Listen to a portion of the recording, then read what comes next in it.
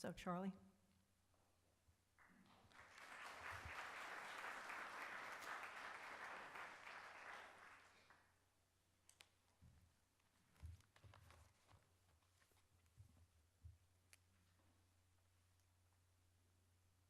The guy in the back went to great trouble to mic me up, and now I just took it apart.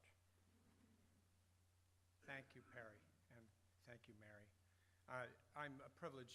It's a privilege for me to be the leadoff hitter.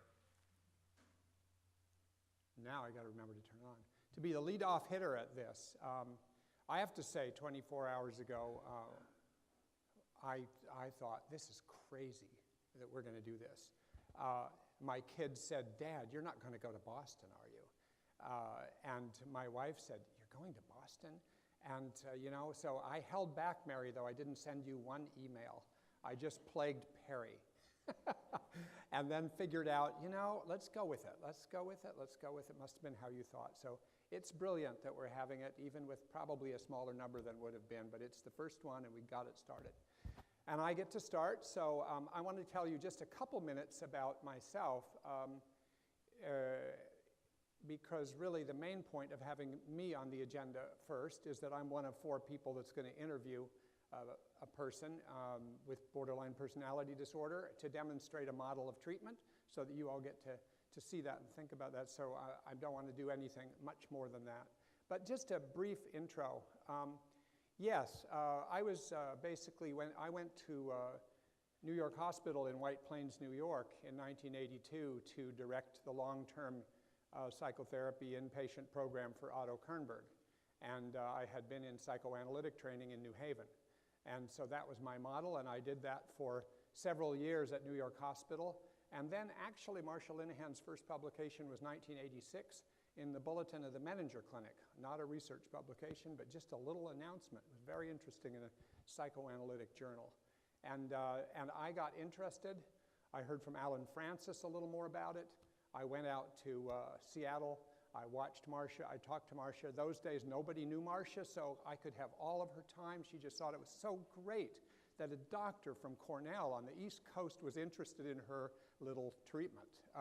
So what a privilege for me to get to suck all of that up and watch her and think about it and notice the pluses and minuses in relation to the model that was going on where I worked and that I had learned. So I was first trained, I guess, in what is these days called transference-focused psychotherapy, and around that time, I ran in the Boston Marathon, to tell you the truth, right about just about that time that I was there doing that model, and before I started DBT. So it's pretty emotional to come back here, and was emotional to watch what happened. I went on and have done DBT since then in a variety of ways, and so I'm privileged to be able to be a demonstrator of DBT today. Anything else I just wanted to?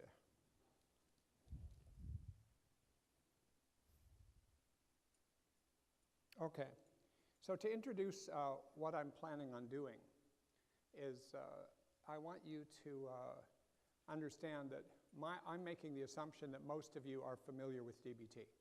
I don't think you'd be here and not be at all familiar with it, so I'm not going to teach DBT. I think instead what this is a chance to demonstrate it for a half an hour in an interview, the practice of DBT, so that after that I can make a few remarks about how the interview went and what I thought of the essence of DBT in that interview, and then to really have time for you guys to raise questions with me about why did I do this, why did I do that, how did I think about this, how did I think about that. So I think I want to engage you in thinking about DBT in a sort of a hands-on way. That's my thought about it. Now, I was sent a vignette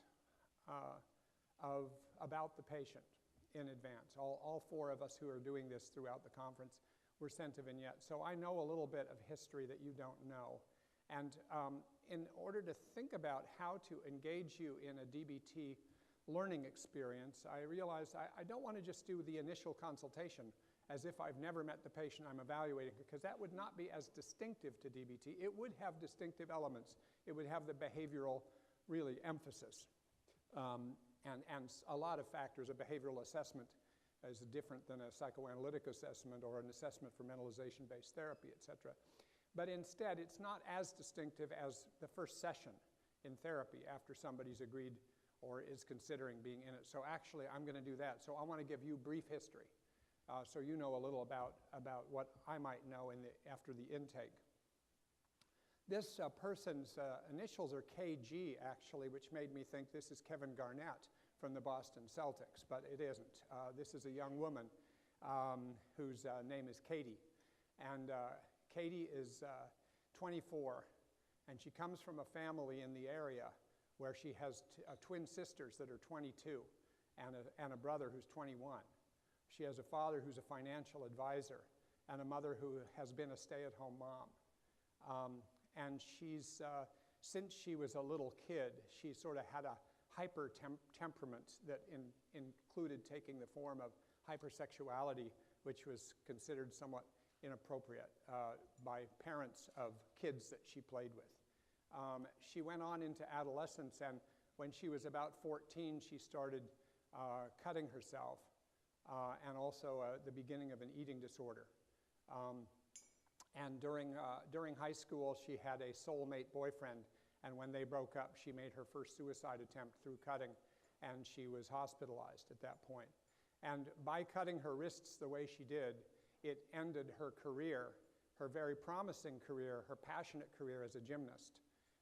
And she didn't have the strength in her wrists anymore to really compete at that level. So it was a real heartbreak in many ways. She went on into college, and actually more problems developed. I mean, her self-harming behaviors became worse. She started using a lot of alcohol. She still had her eating disorder. She was emotionally dysregulated a lot of the time. She would get very attached. Her pattern had already been to get very attached to a man or a boyfriend, and then really rely on that person excessively, to the point where she had trouble functioning without her college boyfriend that she met when she was a freshman. And in the course of that, as I learned in the intake, after a few months of that, when he went away for a weekend to go home, and she texted and called him and he wasn't responding, she then issued a suicide threat or an announcement on his cell phone to let him know that she was going to take an overdose and kill herself, and that it would be on his hands because he made her do it. And then she basically, I didn't have much history after that, except that she went on in the last 3-4 years to have a lot of self-harming behaviors, a number of treatments that apparently never worked out to really make changes, and she went on to continue with some of the other problem behaviors, in particular her eating disorder. So now she was referred to me out of another hospitalization after another self-harming attempt. Apparently the self-harming behaviors are really now the primary, biggest problem going on. There hasn't been a suicidal event for a while, though there's chronic suicidal ideation. So that's her story, and she's referred to me as a possible candidate for a DBT treatment and a DBT program. And I've already got that intake. She knows I've gotten that intake, and now she's going to sit down with me to begin therapy.